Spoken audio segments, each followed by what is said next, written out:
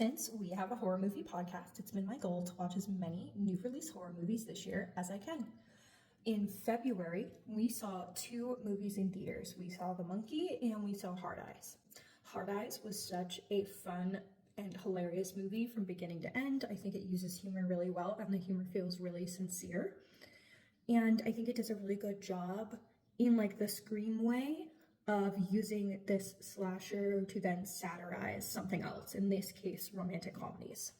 The Monkey, on the other hand, I think it's really fun and interesting thematically about like how we deal with death, especially death that's like kind of big and bold and abnormal.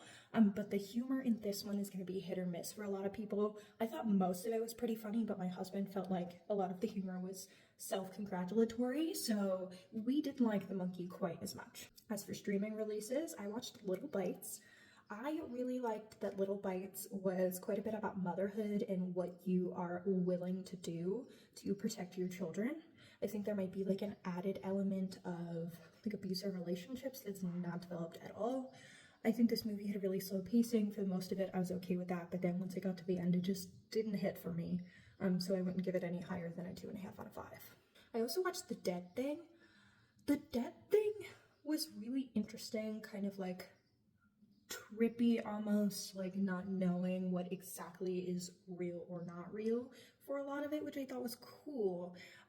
But ultimately, I don't think it's the most successful telling of abusive relationships, which I think is, its main goal.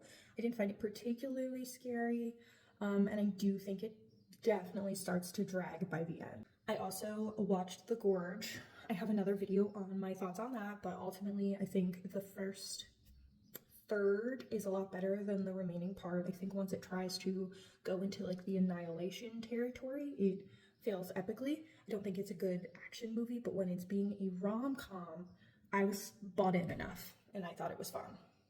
Finally, there is Drained. Drained is basically using vampirism as the vehicle to tell a story about addiction, which I thought was really interesting, and I did really enjoy that, allegory. However, again, I thought that part of this was kind of hokey, and I didn't necessarily love the pacing of the movie. So again, I wouldn't really give it more than a 2.5 out of 5.